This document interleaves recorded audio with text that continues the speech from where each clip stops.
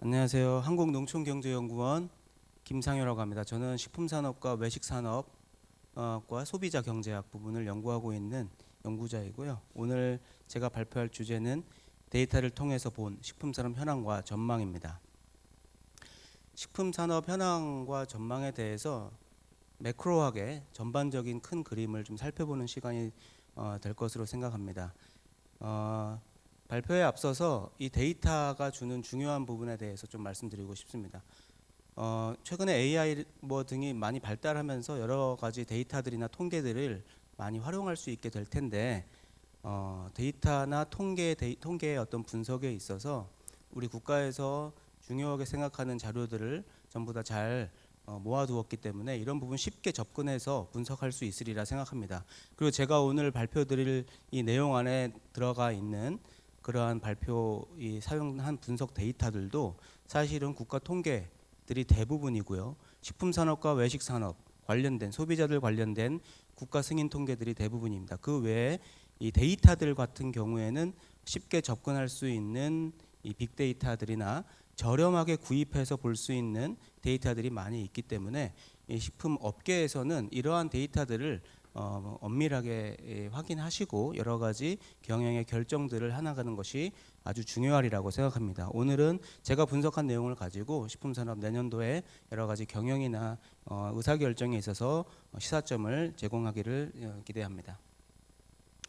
목차는 먼저는 식품산업을 둘러싼 여러 가지 인구사회, 경제 여건 변화와 전망에 대해서 말씀드리고요. 두 번째는 식품산업 내부적으로 어떤 비용, 경영의 이슈, 매출은 어떻게 변화되고 있는지에 대해서 말씀드리도록 하겠습니다. 세 번째는 조금 더 깊이 들어가서 식품산업의 업종별로 현황과 소비 트렌드에 대해서 말씀드리겠습니다. 네 번째는 식품 관련 어디서 어떻게 판매되고 있는지 유통과 판매 현황에 대해서 그리고 전망까지 말씀드리도록 하겠습니다. 다섯 번째는 국내 내수가 아니라 해외 수출 시장에서는 어떤 식품들이 판매되고 있는지 어느 국가에 어떤 품목들이 판매되고 있는지에 대한 변화와 전망에 대해서 데이터를 말씀드리도록 하겠습니다. 마지막으로 식품업계 관리자들 대상으로 저희 연구원에서 상반기 하반기 한 번씩 조사를 하고요. 이런 내용들 가지고 2026년의 시장 전망과 정책 수요에 대해서 말씀드리도록 하겠습니다. 먼저 식품산업을 둘러싼 인구사회와 경제 여건 변화입니다. 올 한 해 그리고 작년부터 이어져 온 여러 가지 국내외 변화들로 인해서 식품산업의 경영이 녹록지 않았을 것이라고 생각합니다. 여전히 이러한 상황들은 계속되고 있고 이러한 위기들이 복합적인 형태로 온다고 해서 복합위기 상황이다라는 이야기들도 많이 하고 있습니다. 여전히 그러한 상황들이 이어지고 있는데 이러한 상황에 대해서 간단히 말씀드리겠습니다. 저출산 현상 계속해서 이어지고 있습니다. 올해 7월까지 제가 데이터를 업데이트해서 가지고 왔는데 8월 데이터는 아직 안 나왔습니다. 21,800명입니다. 그래서 아마 0.7 후반대 합계 출산율이 올해는 0.78이나 9 정도에서 올해 합계 출산율이 정해질 것으로 생각이 됩니다. 그래서 전년에 비해서는 소폭 올라갈 것으로 보이고 2년 연속으로 증가할 것으로 생각되지만 그럼에도 불구하고 저출산 문제는 식품의 수요나 노동력 공급의 측면에 있어서는 매우 중요한 연결고리가 됩니다. 인구 감소가 가속화되고 있는 상황입니다. 우리나라는 전 세계가 30% 증가할 때 우리나라는 30% 감소하는 향상을 보일 것으로 보이고 이러한 부분은 식품 시장이 줄어드는 부분과 노동력에 대한 부분들도 이슈가 될 것이라 생각합니다. 인구 고령화에 대한 부분도 우리나라가 가장 빠르게 변화하고 있는 내부적 요인입니다. 그래서 우리나라 고령화는 세계에서 가장 빠른 속도로 진전이 되고 있고 2072년도에 20.3%가 고령화가 될 것으로 되는 부분은 세계 전체적인 부분이고 우리나라는 47.7%가 고령화가 될 것으로 해서 인구 전체에서 50% 절반 가까이가 고령화가 될 것으로 판단이 됩니다. 그러다 보니까 생산 가능 인구의 비중이 전 세계랑 비교해 보았을 때 상당히 크게 감소하는 것을 확인할 수가 있어서 인구의 어떤 구조 변화는 총수의 변화도 있지만 이 노동력 공급의 쇼크로도 올 것이다라고 봅니다. 1인 가구도 다른 나라들에 비해서 더 빨리 확대되고 있고 인구 고령화와 연결되어져 있는 현상입니다. 최근에 미국 관세에 대한 부분이 전 세계 경제 파동으로 이어지고 있는 부분이 있고 2026년에도 여러 가지 것들을 결정하는 가장 중요한 요인으로 관세 협상에 대한 부분이 될 것이라고 생각을 합니다. 또한 사회가 많이 바뀌면서 소비의 동기가 다양화되고 있다는 부분이 있습니다. 2017년, 19년, 22년 계속해서 이 여러 가지 소비 동기들이 다각화되면서 식품업계에서는 이러한 소비 동기들을 파악하고 이에 맞는 제품들을 출시해 나가는 부분, 이러한 소비 트렌드에 민감하게 반응하는 부분들이 매우 중요한 상황이 되고 있어서 이러한 부분들도 중요한 사회적인 변화다라고 판단할 수 있을 것 같습니다. 경제 여건 변화입니다. 우리나라 전 세계는 지금 현재 이 경제 성장률이 올해는 3.2% 정도 성장하는데 내년에는 2.9에서 3.1%로 전망이 됩니다. 최근 자료입니다. IMF하고 OECD에서 9월과 10월에 낸 최근 자료입니다. 한국은 올해 0.9% 한국은행에서 그렇게 전망을 했습니다. 내년에는 1.8에서 2.2% 전망되지만 이것도 굉장히 낙관적인 전망이라고 보고 있기 때문에 2% 미만이 될 가능성이 매우 크다라고 생각을 합니다.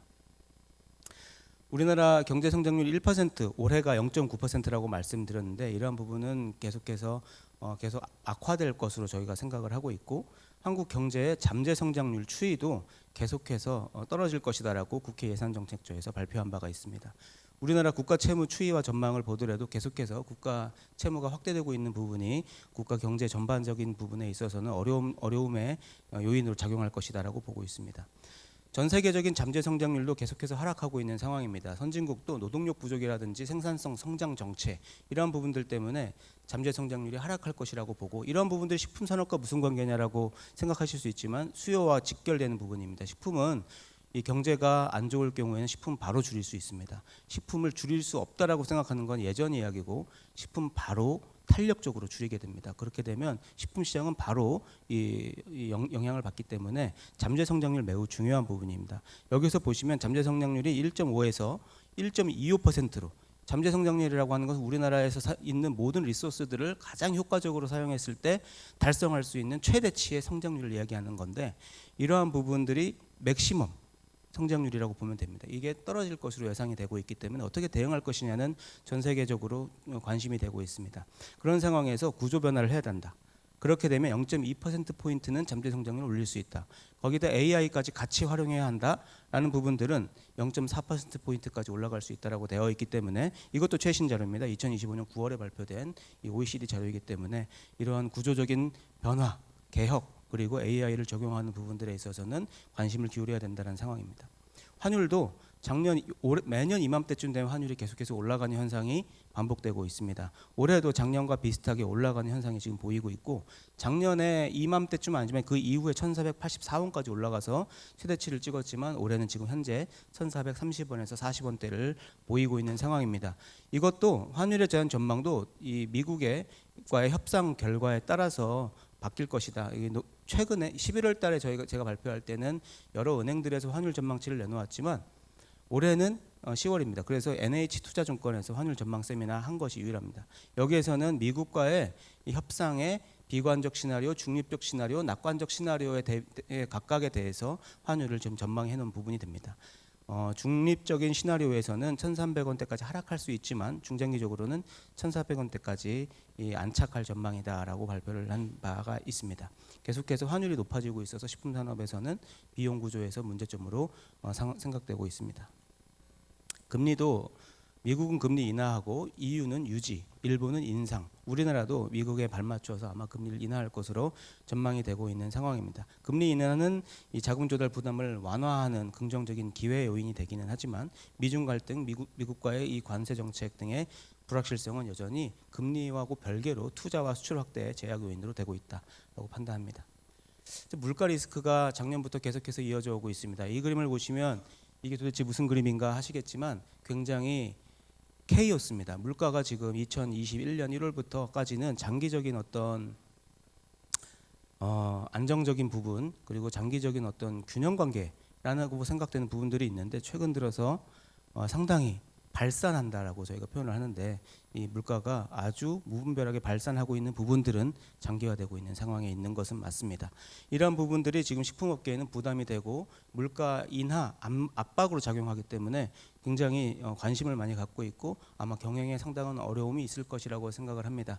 예를 들면 정제당, 설탕 이런 부분들을 볼 때 왼쪽 그래프입니다. 왼쪽 그래프를 보시면 정제당 수입 물가 지수와 생산자 물가 지수, 소비자 물가 지수는 장기적인 균형 관계를 보통 이제까지는 형성해 왔는데 초기 2016년도에 있었던 수입 물가 지수의 증가는 잠깐 증가했다가 다시 세 가지 물가가 다시 균형 관계로 돌아서는 장기 균형으로 들어갔습니다. 하지만 최근에 있어서 수입 물가가 올라갔고 2025년 7월 때 다시 내려갔음에도 불구하고 아직은 하락하는 관계로 이어지지 않고 있는 부분이 있습니다. 물론 옆에 오른쪽 그래프를 보시면 밀가루와 이 밀에 대한 가격에 대한 부분은 올라갔다가 장기적인 관계로 다시 수렴해 간다라는 느낌을 제가 생각할 수 있지만은 이러한 물가 리스크에 대한 부분이 사실 저희 연구자들이 그동안 인지가 좀 부족했고 분석이 좀 미진했던 그런 영역이기도 합니다.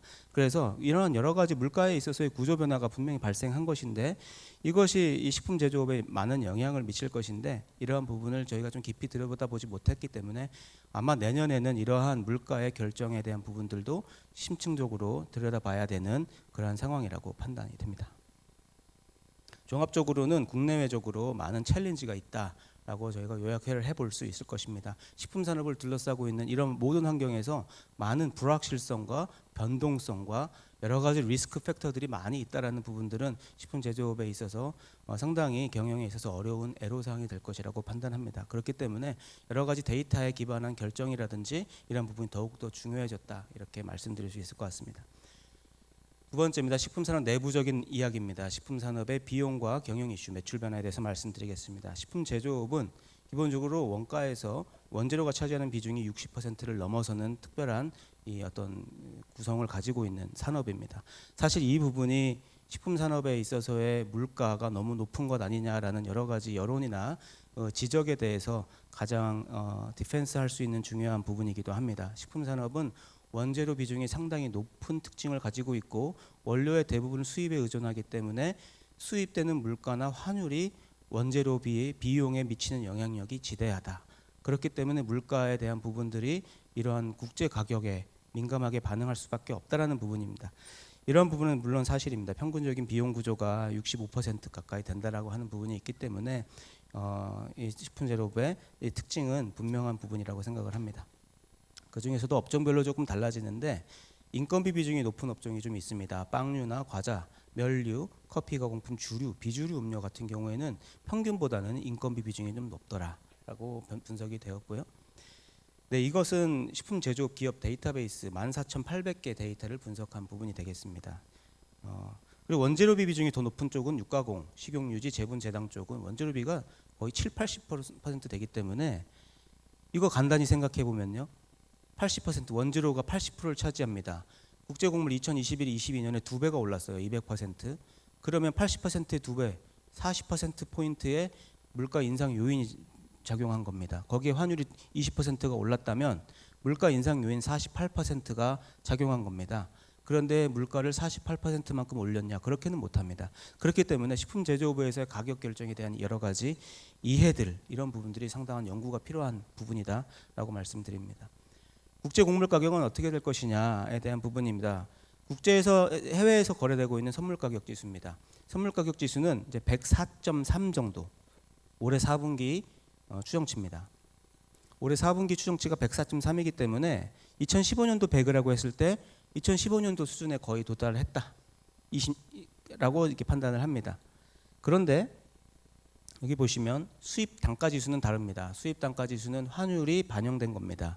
환율이 반영되었기 때문에 수입 단가는 국제 곡물 가격의 거래 가격이 떨어졌다 하더라도 수입 단가 지수는 그만큼 충분히 떨어지지 못했고 환율의 영향을 크게 받았습니다. 환율이 20% 가까이 올라갔기 때문에 그 정도의 차이보다 조금 더 높은 수준으로 이 수입 가격 지수가 영향을 받았다. 수입 가격 지수가 지금 현재도 30%에서 30-40% 높은 수준이기 때문에 이러한 부분에서 아까 말씀드렸던 70%의 원재료 비중을 고려하면 30% 곱하기 70% 21%입니다. 거기에 환율이 20% 올랐다 그러면 25%포인트의 인상 요인이 발생했다라고 주장해 볼 수 있습니다. 식품 제조업에서 평균적으로 25%의 가격 인상을 했느냐, 이런 부분들이 저희가 향후에 연구를 더 해보고 싶은 부분입니다. 실제 소비자 물가나 생산자 물가 어떻게 변동했는지 보면 연도별로 보면은 식료품 제조업은 21, 22, 23년에 크게 증가하고 24년도에는 완만하게 유지됐다라고 볼 수 있습니다. 하지만 최근으로 분기별로 좀 오른쪽 그래프를 보시면 23년 뭐 2, 3분기부터 24년 3, 4분기까지는 안정적인 상황을 유지했습니다. 생산자 물가지수가. 그런데 다시 1분기, 2분기, 올해 1분기, 2분기에 생산자 물가지수가 다시 올라가는 양상을 확인할 수 있습니다. 생산자 물가지수가. 그리고 소비자 물가지수가 생산자 물가지수에는 후행합니다. 생산자 물가지수가 최근에 올랐기 때문에 소비자 물가지수가 어떻게 반영했는가를 살펴보면 왼쪽 그래프입니다. 왼쪽 그래프에서 소비자 물가지수가 올해 초에는 소폭 감소한 것을 확인할 수 있습니다. 감소했지만 지금 2분기 들어서 2, 3분기 들어와서 다시 소비자 물가지수가 올라가고 있는 양상을 보이고 있고, 특히 음료품 같은 경우에는 생산자 물가와 소비자 물가지수 간의 갭이 점점 더 벌어지고 있다라는 부분은 좀 주목할 부분이다라고 생각을 합니다. 저희가 재고율이나 이 재고 순환지수도 경기를 보는 중요한 지표로서 봅니다. 지금 현재 재고율이 상당히 높아져 있고 재고 순환지수가 마이너스를 기록하고 있다는 부분, 특히 음료품에서 더 심화된 결과들을 볼 수 있습니다. 이러한 부분들은 지금 재고가 출하보다 많다라는 것을 의미하고 결국 경기가 좋지 않을 수 있다라는 부분을 시사한다고 판단합니다. 이런 여러 가지 요인들 때문에 식품 제조업이 영업이익률이 어떻게 됐느냐 이런 부분에 지금 상당히 관심을 받고 있습니다. 영업이익률이 높으냐 낮으냐에 대한 부분이 물가와 관련해서 상당히 관심을 받고 있는 부분이 되겠습니다. 24년도 영업이익률은 4.6%로 올라갔습니다. 4.4였던 작년에 23년에 비해서 4.6%로 지금 올라간 부분이 되겠고요. 그래서 이러한 부분들은 계속해서 소폭은 증가할 것이다라고 저희가 좀 생각은 하지만 업종별로 조금 다르다라고 말씀드려야 될 것 같습니다. 식료품 제조업은 4.1%를 기록했고요. 음료품 같은 경우에는 9.2%로 2배 정도 이상 차이를 보이고 있습니다. 식료품 제조업 중에서는 면류나 마카로니 유사식품 제조업이 7.3%로 가장 높았고, 떡빵, 과자류, 조미료 이런 부분들도 5%를 넘어서는 영업이익률을 보이고 있습니다. 음료품은 23년까지 감소 추세가 이어졌지만 2024년 들어서 소폭 반등한 것을 확인할 수가 있습니다. 이런 여러 상황들이 안 좋다 보니까 인허가 업체보다 폐업 업체가 많아지는 산업 구조로 들어가고 있는 상황입니다. 2023년부터 순증가가 마이너스로 전환되어서 2024년은 마이너스 700개 정도 폐업이 더 많았습니다. 2024년과 25년 단순 비교를 위해서 좀 보니까 올해도 작년과 유사한 이 상황을 확인할 수가 있어서 하반기에 이 폐업이 좀 몰리는 경향성들이 있었습니다. 2025년에도 약 800개 정도는 폐업으로 순 감소로 이어질 것으로 전망하고 있습니다. 그다음에 식품산업 시장은 어느 정도 규모냐? 저희가 150조 정도 규모가 된다라고 말씀드렸던 것이 한 2, 3년 전입니다. 이것은 GDP를 저희가 분석한 부분이 되겠고요. GDP에서도 실질과 명목을 명확하게 구분해서 보셔야 됩니다. 23년 같은 경우에 대표적인 예인데 23년에 실질 GDP는 감소했고 명목 GDP는 크게 올랐습니다. 명목만 보고 실질이 감소한 부분을 보지 않는다면 실제로 시장이 커져간다라고 해석할 수 있습니다. 23년 이후로는 그래도 실질 GDP가 조금씩 소폭 상승해가는 것을 확인할 수 있습니다. 25년도에는 명목 기준 3.4%, 실질 기준 2.4%, 1%포인트의 차이는 물가에 대한 부분이 되겠습니다. 그래서 실질 기준으로도 2.4% 성장한 시장이 식품 제조업이다. 이것은 기준으로는 지금 33조 원 정도 됩니다. 식품 제조업이 33조 원은 아닙니다. 여러분들이 알고 계시는 150에서 200조 원 정도 되는 것이 식품 시장의 규모이고, 이것은 부가가치 기준입니다. GDP는 모든 부가된 가치들을 합하기 때문에 식품 제조업이 부가한 가치, 농산물을 사다가 거기서부터 시작해서 부가한 가치를 말하는 게 GDP가 되겠고요. 그게 33조 원 됩니다. 그것을 매출액으로 대입해가지고 전망한 부분이 되겠습니다. 2025년도는 193조 원 정도 되는 시장이 될 것이라고 전망하고, 2026년도에 몇 가지 시나리오를 가지고 전망을 해봤는데 평균치가 202조 원, 203조 원 정도 됩니다. 그래서 올해는 193조 원, 2026년에는 303조 원 정도 될 거다. 이게 어느 정도 되느냐 좀 비교해 보기 위해서 자주 살펴보는 것이 외식입니다. 오른쪽 그래프를 보시면 외식 시장도 빠르게 확대되는 것을 확인할 수가 있고요. 25년도에 208조 원으로 이미 올해 작년부터 200조를 돌파했습니다. 그리고 25년도 208조 원, 26년도 220조 원 정도 시장으로 성장할 것으로 전망되고 있습니다. 다만 이 그래프를 보실 때는 아래 써져 있는 주석을 꼭 읽어주시면 좋겠습니다. 세 번째입니다. 식품산업 전체에 대한 매출, 영업이익 이런 부분들 좀 살펴봤다면 이제는 업종별로 좀 말씀을 드리도록 하겠습니다. 네, 식품산업 3조 원 정도 이 국내 판매 기준입니다. 3조 원 이상 되는 이 업종들 중에서 전년보다 5% 늘었다. 그러니까 이미 많이 팔고 있는데 성장률도 높은 그런 것들 좀 살펴보니까 즉석식품 여전히 19% 올라갔습니다. 농산 가공식품류도 15.3%, 건강지향 소비 트렌드와 연관된다고 봅니다. 절임류, 조림류 10.6%, 조미식품 7.8%, 식육가공 7.6%, 수산가공 6.5%, 주류가 5.4%로 해서 이러한 품목들 중심으로 이미 시장도 큰데 계속해서 성장해 가고 있다라는 부분을 확인할 수 있고요. 지금 제가 노랗게 하이라이트한 부분 보시면 멸류나 건강기능식품, 식용유지류는 2023 대비 2024년 증감률이 마이너스인 것을 확인할 수 있습니다. 이 시장들도 큰 시장들만 제가 본 겁니다. 시장이 큰데 마이너스로 전환됐다라는 부분이라고 보시면 될 것 같습니다.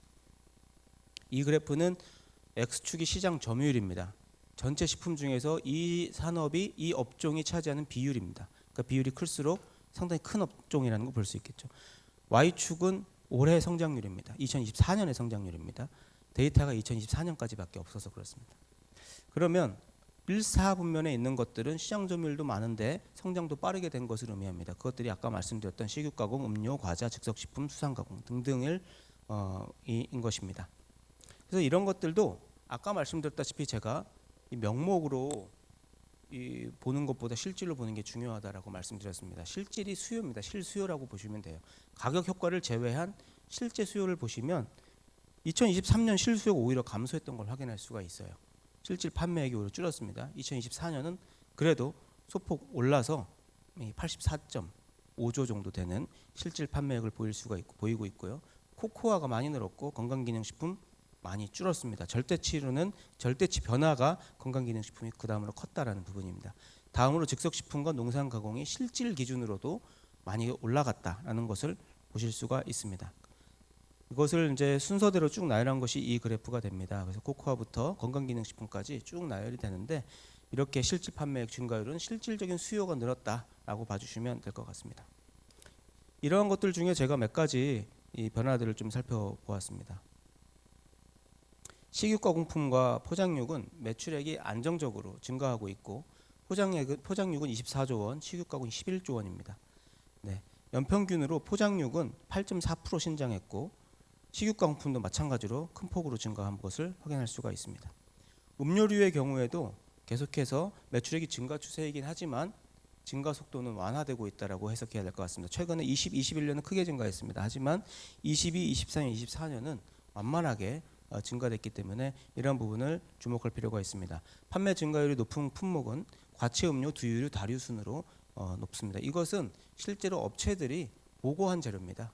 조사 자료가 아니라 보고한 자료이기 때문에 전수가 보고한 자료가 되기 때문에 실제 매출액과 일치하는 팩트입니다. 다음으로 코코아 가공품 및 초콜릿입니다. 이게 19년, 20, 21년은 감소했던 것이 최근에 올라가고 있는 것이 주목할 부분이 됩니다. 초콜릿 가공품이 가장 큰 비중을 차지하고 있고요. 그리고 다음으로 준초콜릿과 기타 코코아 가공품이 853억 정도 수준으로 해가지고 최근에 가파른 성장세를 지속하고 있습니다. 과자, 빵, 떡류도 21, 22년에 큰 폭으로 올랐는데 최근에는 좀 완화된 증가 속도를 보이고 있습니다. 판매 증가율이 높은 품목은 떡류, 과자류, 빵류 등이고요. 이런 부분들도 참고를 좀 해야 할 것 같습니다. 수산가공식품도 매출액이 점진적인 증가 추세를 보이고 있는데 2024년에는 성장폭이 많이 확대됐다는 것을 확인할 수 있습니다. 여기서는 이 그래프는 매출액입니다. 그래서 국내 플러스 수출까지 다 되기 때문에 올해 수출이 수산이 많이 늘었습니다. 수산이 최근에 많이 늘고 있어서 이러한 영향 요인들이 작용한 것으로 판단됩니다. 판매 증가율이 높은 품목은 조미김, 기타 수산물 가공품, 젓갈, 어육 가공품류 순입니다. 조미식품은 매출액이 지속적으로 증가하고 있다 이렇게 해석할 수 있을 것 같습니다. 2024년에 7조 원 수준을 육박해서 거의 HMR 간편식 수준으로 성장하고 있다. 이렇게 보시면 될 것 같습니다. 간편식은 저희가 계속 주목해서 봤기 때문에 올라가는 것을 계속 봤는데 이 조미식품에 대한 부분들이 이렇게 간편식과 거의 유사한 속도로 올라가고 있는 부분들 좀 주목할 만한 지점이라고 생각합니다. 판매 중결 높은 품목은 식초류, 소스류, 향신료, 카레 등 순으로 볼 수 있을 것 같습니다. 즉석식품 아까 말씀드렸는데 이제 8.4조 원 규모까지 올라갔습니다. 2018년부터 21년까지 완만하게 성장할 때만 해도 성장이 그래도 계속 성장한다 이렇게 봤던 건데 23년, 24년에 거의 1조 5천억 가량 성장하면서 즉석식품의 성장세는 계속해서 이어지고 있다 이렇게 보시면 될 것 같습니다. 주류는 2019, 20, 21년에 감소했다가 최근에 다시 증가하고 있는 것을 확인할 수 있고 직류주류, 발효주류 중 순으로 증가율이 높은 것을 확인할 수가 있습니다. 유가공품은 정체였습니다. 그런데 최근 들어서 소폭 증가하고 있는 것, 그런데 최근에 증가폭이 감소하고 있는 건 있지만 예전에 정체에 비해서는 그래도 증가하고 있는 것은 맞는 것 같습니다. 판매 중개율 높은 것은 유함유 가공품, 버터유, 가공유류 순으로 보시면 될 것 같습니다. 농산 가공품도 매출액이 안정적인 증가여서 6조 원가량으로 지금 성장하고 있습니다. 판매 증가율 높은 것이 효소식품, 기타 농산 가공품, 땅콩 및 견과류 가공품, 시리얼류 순으로 이 증가율이 판매 증가율 높은 것을 확인할 수가 있습니다. 여러분들도 쉽게 접근할 수 있는 네이버 검색어 트렌드입니다. 여러분들 네이버에 들어가시면 데이터 랩에 들어가시면 쉽게 확인할 수가 있고요. 저희가 이것을 매월 수집을 해가지고 1위부터 500위까지 약 80개 영역에 대해서 식품의 80개 영역에 대해서 500위까지 계속해서 검색어 트렌드를 보고 있습니다. 이것은 클릭을 해야 되는 부분이기 때문에 아주 적극적인 클릭이라고 볼 수 있습니다. 안심도라고 해석할 수 있고요. 그래서 여기에서 순위가 어떻게 되는지에 대한 것을 관찰해 보는 것은 트렌드를 보는 아주 중요한 자료이고 무료의 자료가 된다고 판단합니다. 이 부분은 제가 오늘 발표할 주제하고는 많이 조금 차이가 있기 때문에 이런 부분들 가셔서 식품 네이버 트렌드에 들어가셔서 직접 해보셔도 될 거다. 그러면 저희가 주로 보는 것은 지속적으로 상위권 유지하는 품목들이 있고 꾸준히 순위가 상승하는 게 있고 잠깐 올라왔다가 내려가는 품목들이 있습니다. 한 달 단위로 봐도 되고 일주일 단위로 봐도 되고 그렇기 때문에 이런 부분들은 직접 해보셔도 무방하실 거고 아주 도움이 되실 겁니다. 건강식품, 다이어트식품, 밀키트, 냉동 간편조리, 음료, 주류 이렇게 보고 그 안에서 또 볼 수 있습니다. 그렇기 때문에 농산물이라든지 양파, 마늘, 사과 이런 것들도 다 보실 수 있기 때문에 예를 들면 이런 게 나옵니다. 쌀 20kg, 쌀 10kg, 쌀 5kg. 5kg가 갑자기 올라갔으면 소포장이 확대되고 있다. 이런 어떤 트렌드들을 읽을 수가 있기 때문에 그런 건 직접 해보시는 게 도움이 될 거라 생각합니다. 4장입니다. 어디에서 어떻게 판매되고 있는지에 대한 내용입니다. 온라인 중심으로 좀 말씀드려야 될 것 같고요. 먼저 우리나라 전체 농식품, 그러니까 농산물 플러스 가공식품까지 다 해가지고 주로 어디서 구입하느냐에 대한 데이터입니다. 이 데이터도 엄밀하게 통계적으로 추출해서 매년 3,000명 이상의 가구를 대상으로 주구입자를 대상으로 조사하기 때문에 가구원이 사는 게 아니라 주로 구입하는 사람이 어디에서 주로 사느냐 한 군데만 고르는 문항입니다. 그래서 온라인이 여기서는 9.7% 10% 정도 되기 때문에 생각보다 작네 이렇게 생각하실 수 있지만 한 군데만 고르야 되기 때문에 주로 그래서 이게 2015, 16, 17때는 1%도 안 됐던 겁니다. 그 히스토리를 아시면 10년을 돌아본다 그런 얘기가 주제에 있었던 것 같은데 10년 전만 해도요 온라인에서 주로 구입한다는 가구의 비중은 1%가 안 됐습니다. 지금 10%까지 올라왔습니다. 온라인이 내가 주로 식품을 구입하는 넘버원 구입처다라는 부분이 되겠습니다. 그래서 이거는 올해 2025년 데이터는 12월 달에 저희 연구원에서 발표를 하게 되어 있습니다. 거기에서 확인하실 수 있지만 상당히 높아지지 않았을까 또 이렇게 예상을 좀 해보겠습니다. 그런데 여기 보시면 동네 슈퍼가 올라갔고요. 대기업이 운영하는 슈퍼마켓과 대형마트는 떨어졌고 온라인이 올라갑니다. 지금 이 트렌드를 어떻게 읽어야 하냐를 오랫동안 고민해 봤는데 이것이 주로 온라인에서 구입을 하고 아주 갑자기 필요한 제품들은 그냥 동네 슈퍼, 동네에 있는 SSM이나 대형마트 가는 게 아니라 가격 조금 살 거니까 그러니까 동네 슈퍼 가서 그냥 대충 사는 그런 어떤 온라인을 주로 사고 동네 슈퍼에서 그냥 조금씩 사는 이런 형식이 좀 진행되고 있는 거 아닌가 이렇게 좀 생각을 해보게 됩니다. 이것은 가공식품만 대상으로 조사한 것입니다. 2025년 잠정치까지 나왔습니다. 이게 최근에 나온 데이터입니다. 25년 잠정치까지 봤을 때 여기도 마찬가지로 대형마트는 줄어들고 동네 슈퍼가 올라가고 온라인 쇼핑몰이 15%까지 올라간 것을 확인할 수가 있습니다. 그래서 온라인에서 주로 구입한다 라는 응답이 가공식품의 경우는 15%까지 올라갔다라는 부분 좀 주목할 만한 부분이 될 것 같습니다. 주로 가공식품을 사는 곳을 선호하는 이유는 뭐냐 했을 때 가장 큰 것은 거리가 가깝거나 교통, 주차가 편해서인데 이것 이외에 이 우수한 품질 살 수 있어서 이건 떨어졌고요. 가격이 저렴하니까가 오히려 올라가고 있습니다. 그리고 직접 배달. 그래서 떨어지는 게 우수한 품질과 품질 다양성. 품질의 고급화와 다양화라는 저희가 트렌드를 묶어서 얘기하는 경우가 많은데 다양한 품질과 고급된 것을 때문에 여기서 산다라는 응답보다는 직접 배달 그리고 가격이 저렴해서 이런 부분들이 오히려 더 중요해진 이 구입처를 선정하는 이유가 되고 있다라는 거라고 생각을 합니다. 네, 이것도 온라인 쇼핑 동향 조사와에 대한 거래액입니다. 그럼 온라인에서 어느 정도 판매되고 있느냐를 봤을 때 맨 왼쪽에 있는 그림의 오른쪽에 3219, 310 이것은 한 달에 거래되는 금액이 3조 2천억이라는 뜻입니다. 그래서 매월 3조 가까이 가공식품만 거래되고 있습니다. 36조, 37조 이렇게 돼서 25년도 저희가 전망을 해보니까 37조 8조 원, 37.8조 원까지 확대될 것으로 전망이 됩니다. 그런데 24년도에는 4.3조 원이 늘었어요. 그리고 25년에는 3.3조 원 정도 늘어나서 증가는 되지만 소폭 증가 속도가 감소하고 있다. 이렇게 이 데이터도 실제 데이터입니다. 팩트에 가까운 데이터이기 때문에 온라인이 확대되고 있는 양상을 확인할 수 있습니다. 농축수산물 신선식품도 마찬가지. 한 달에 거래되는 게 1147312 1조 1473억이 매월 거래가 되고 있고요. 25년에는 14.4조 원까지 확대될 것으로 저희가 전망을 했습니다. 그렇지만 24년도에 1.9조 늘어났는데 25년도에 1.6조 늘어나서 증가 속도는 줄어들고 있다. 이렇게 해석해 주시면 될 것 같습니다. 비교해 보기 위해서 외식도 온라인 거래되는 배달이죠. 그거 좀 분석을 해보니까 한 달에 3조 6천억. 그래서 25년도에는 42조 원까지 외식 배달 거래가 확대될 것으로 전망을 했습니다. 이것은 속도가 감소하고 있지 않습니다. 작년에 4.6조 원 올라갔고 올해는 5조 원 증가할 것으로 전망되기 때문에 외식이 계속해서 올라가는 부분들이 올해는 25년도에는 관찰되었다. 이것이 계속될지는 잘 모르겠습니다. 이 부분은 전망하기 쉽지 않지만 올해는 그거 추세가 유지되거나 조금 올라갔다. 이렇게 봐주시면 될 것 같습니다. 이 그래프는 통계청에서 나오고 있는 온라인 쇼핑 동향 조사에서 전체 온라인 소비, 뭐 옷이나 뭐 책이나 모든 품목에 대한 온라인 소비 중에서 식품이 차지하는 비중을 본 겁니다. 식품이 차지하는 비중도 계속 올라가고 있어서 21%.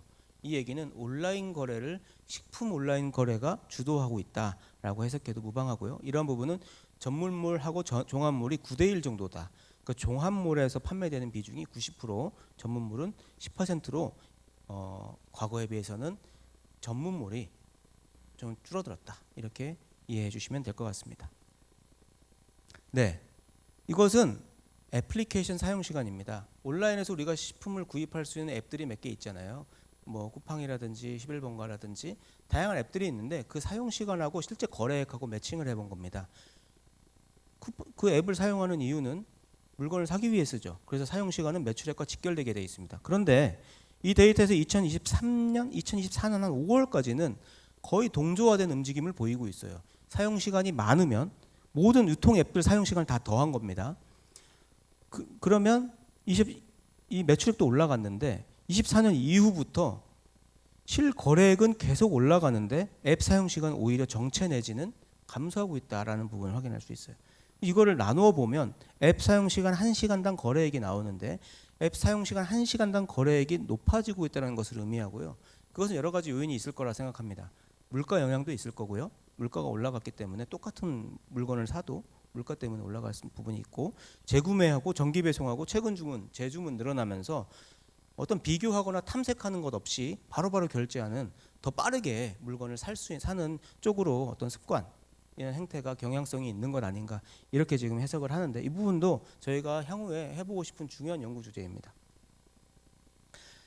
온라인 유통 앱 사용 시간을 기준으로 이것도 모바일 인덱스라는 데이터를 썼습니다. 300만 명 정도의 데이터를 활용해서 5천만 명으로 포캐스팅한 부분이 되는데 이런 부분들이 20, 40대가 75% 대부분을 차지하고요. 5, 60대는 20% 정도 됩니다. 5, 60대가 원래는 10%보다 낮았는데 이러한 부분들이 코로나를 거치면서 5, 60대도 코로나 때 주문을 하기 시작하면서 늘어납니다. 이것이 유지되고 있고요. 오른쪽 그래프를 보시면 50대가 계속해서 늘어나는 것을 확인할 수 있습니다. 물론 40대가 유입되는 영향도 있겠지만 50대 사용 시간이 계속해서 늘어나고 있고 상당히 40대가 주 사용층이긴 합니다. 그렇지만 50대가 늘어나고 있고 60대 이상은 약간 정체다라고 좀 보시면 될 것 같습니다. 앱별로 점유율입니다. 2023년만 보더라도 쿠팡 이외 다른 앱과 쿠팡이 1대1 비율 50대 50 정도는 가져갔다. 앱 사용 시간이.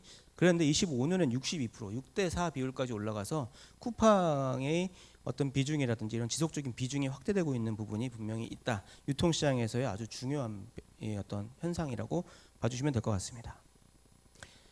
네, 여러 가지 앱 중요한 온라인 유형별 데이터별로 좀 봤는데 쿠팡, GS샵, SSG 이런 부분도 살펴봤는데 이 부분들은 자료를 제공해 드릴 테니까 확인해 주시면 될 것 같습니다. 외식도 공공배달앱이 좀 늘어나고 있어가지고 정부에서 지금 활성화를 하고 있습니다. 그래서 공공배달앱 사용 시간 얼마나 늘었는지 좀 살펴보니까 이것도 참 참고입니다. 그래서 외식 얼마나 늘어났는지 보니까 땡겨요 먹개비 배달 특급이 많이 늘어났습니다. 그리고 이 민간 앱 배달의 민족 쿠팡이츠 요기요가 많이 줄고 있는 상황이고요. 개편이 좀 되고 있다. 쿠팡이츠가 많이 올라가고 배달의 민족이 줄고 있다. 이런 부분들 좀 확인할 수가 있고 이런 부분들이 실제로 정부의 공공배달앱 활성화가 됐을 때 이 사용 시간이 2025년 4, 5월 달부터 크게 늘어났다라는 것을 확인할 수가 있습니다. 오프라인 식품 판매 동향도 보시면 25년 2분기 거의 100 수준입니다. 그래서 2018년이 100이기 때문에 그때에 비해서 SSM 매출 지수는 크게 늘지 않았다. 거의 정체에 가깝고 그나마 감소하던 게 최근에 좀 올라가고 있다가 다시 가장 최근에 떨어지고 있다. 이렇게 보시면 될 것 같습니다. 실제로 이러한 체인 슈퍼에서 변화는 이 간편 조리식 이거는 포스 데이터입니다. 간편 조리식 중심에서 간식 주류 중심으로 비중 이동이 관찰되고 있고 조리 가공식품의 완만한 확대, 음료 유제품의 안정적인 조정, 그리고 간식 생활 밀착형 품목 중심으로 재편되고 있다. 이렇게 해석할 수 있을 것 같습니다. 대형마트도 100이었던 것이 뭐 거의 107이기 때문에 물가 같은 걸 감안했을 때 거의 늘지 않았다. 그렇지만 계속해서 조금씩 장기적으로 올라가고 있는 추세다. 대형마트는 그렇게 봐주면 아마 물가 정도 인상 정도 수준이지 않을까 싶습니다. 대형마트도 결국은 즉석조리식, 냉장식 중심의 구조가 강화되고 있고 음료나 주류 간식류 이쪽은 다 편의점 쪽으로 가고 있는 것 같습니다. 백화점 올라가고 있는 부분이 있습니다. 하지만 식품 매출 지수는 전 품목 매출 지수보다는 낮습니다. 편의점은 계속해서 올라가고 있는 특징을 보이고 있고 편의점의 경우에는 음료 주류 중심의 구조가 고착화되어 있고 간식 즉석 조리식이 안정적으로 병존하는 상황이다라고 해석할 수 있을 것 같습니다. 일반 슈퍼에 대한 부분도 참고해 주시면 될 것 같아서 각 채널별로 특징이 있습니다. 수출에 대해서 말씀드리겠습니다. 수출액이 계속해서 지속적으로 증가하고 있는데 2024년까지 데이터는 128억 달러 수출을 했습니다. 계속해서 올라가고 있고 25년도 데이터를 가지고 저희가 추정을 해보았습니다. 2025년 3분기까지 이미 101억 달러를 100억 달러 돌파해서 전년보다 7.2% 증가했습니다. 월별 수출액도 보시면 금년도 1월을 제외한 모든 기관에서 월별 역대 최대 수출액을 경신하고 있는 상황에 있습니다. 그렇기 때문에 수출은 계속해서 늘어나고 있다. K푸드가 계속 늘어나고 있다는 걸 확인할 수 있지만 여기서 주요 5대 수출 대상국을 대상으로 좀 보니까 이 5대 수출 대상국으로는 2024년 기준 74.7억 달러로 전년보다 3.9% 증가했습니다. 하지만 전체 수출 국가 대상국 중에서 차지하는 비중은 58.2%, CR5라고 합니다. CR5가 집중도 CR5가 감소하고 있다. 이렇게 이해해 주시면 될 것 같습니다. 그리고 3분기, 올해 3분기 좀 살펴보니까 EU나 미국, 러시아로 수출액 증가세가 가장 큰 것을 확인할 수가 있습니다. 이거는 5대 수출 대상국의 올해 월별 수출액입니다. 주목할 만한 것이 미국으로 수출이 2025년 4월까지는 계속해서 올랐습니다. 그래서 실제 올해 수출 증가액의 상당 부분이 올해 초부터 4월까지 증가한 대미 수출액입니다. 그런데 4월 이후부터 대미 수출액이 감소하기 시작했고 그것이 올해 수출액을 제한했습니다. 그래서 내년에 대미 협상 이 부분이 대미 수출액을 결정할 것이고 그 대미 수출액에 대한 부분이 내년도에 26년도에 수출을 연망할 것이다. 이렇게 판단을 하고 있습니다. 국가별로 여러 가지 일본과 중국의 수출 집중도는 감소되고 있고 미국 비중은 점진적으로 상승하고 있는 상황이기 때문에 미국에 대한 의존도 높아지고 있어서 이 협상이 더욱더 중요해졌다 이렇게 보시면 될 것 같습니다. 품목별로 수출 상위 집중도에 대한 부분입니다. 그래서 보시면 CR5를 보시면 됩니다. CR5를 보시면 22년도에 32.7% 상위 5개가 전체 차지하는 비중이 33% 정도 됐는데 올해는 37% 확대가 됐습니다. 상위 집중도가 강화되고 있어서 다변화할 필요성이 있다는 부분이 있습니다. 라면과 김의 수출액이 가장 크고 수산식품 수출이 크게 증가한 부분들도 참고할 만한 부분이고 이런 부분들은 자료를 참고해 주시면 상세하게 수치를 좀 보시면 될 것 같습니다. 네, 이 수출 품목에 대한 이 상세한 내용들은 제가 자료를 제공해 드릴 테니까 주로 어느 나라에 어떤 품목들이 나가고 있는지를 살펴보시면 될 것 같고요. 25년도 수출액 전망은 138억 달러로 전망이 되고 있습니다. 작년이 128.5억 달러였는데 올해는 137억 6천만 달러로 전망이 되고 있습니다. 식품업계 관리자들이 생각하는 시장 전망입니다. 하반기 기업 경영에 외부 환경 영향이 심화되고 있다. 이거 저희가 올해 상반기하고 하반기 두 번 조사하는데 거의 모든 이슈에 대해서 매우 큰 영향 받는다라는 응답 비중이 크게 확대되고 있는 부분, 그리고 하반기에는 원재료, 환율, 온라인 및 플랫폼 유통 환경 이 부분이 더 영향을 크게 받는다라는 응답이 많았습니다. 3분기 현황 지수, 경기 전망 지수입니다. 현황 지수는 100 이하이기는 하지만 2분기에 비해서 큰 폭으로 개선된 부분이 있고 2025년의 전망치의 경우에는 올해 1, 2분기에 큰 폭으로 떨어졌던 것이 어느 정도 회복됐다 정도로 이해해 주시면 될 것 같습니다. 이거는 넘어가도록 하겠고요. 자료를 그냥 봐주시면 되고 2026년 매출 회복에 대한 전망은 감소보다는 증가가 좀 많더라. 이것이 하반기에 식품업체 관리자급 대상 조사한 부분이 되겠습니다. 올해 하반기에 감소하고 증가가 거의 비슷했거든요. 그런데 내년도에 대해서는 긍정적인 전망이 좀 많더라. 이렇게 봐주시면 될 것 같습니다. 영업이익률도 따라서 2026년에는 다소 개선될 것으로 전망하시는 분들이 많이 있었습니다. 2025년 하반기에는 가격 인상에 대한 사회적 부담과 높은 인건비 부담으로 가장 큰 어려움을 겪었다라고 응답해 주신 관리자급 식품업체 조사 결과가 있었고요. 가격 인상에 대한 자유도도 크지 않은 상황이었다. 그래서 신중히 하거나 자제했거나 속도 조절을 했다. 이렇게 응답하신 분들이 많이 있었습니다. 원재료비, 인건비 중심의 비용 상승 압력이 계속 지속되고 있어서 가격 설정에 있어서 상당히 어려움을 겪고 있다라고 저희가 판단을 하고 있습니다. 원재료비가 올라가도 제품 출고가 인상은 25.2% 응답을 했고요. 대신 수입산 원료를 다른 국가 수입산으로 대체하거나 구매처를 변경하는 공급망 다변화 중심의 대응이 확대되고 있는 것을 확인할 수가 있습니다. 네, 이 향후 수출에 있어서 리스크는 세계 경제 둔화, 환율 변동성이 수출에 있어서는 가장 주요한 리스크로 인식을 하고 있었고 환율 안정과 신시장 개척 지원, 수출 회복을 위한 이 핵심 과제로 인식하고 있는 부분들이 식품업계 조사 결과에서 나왔습니다.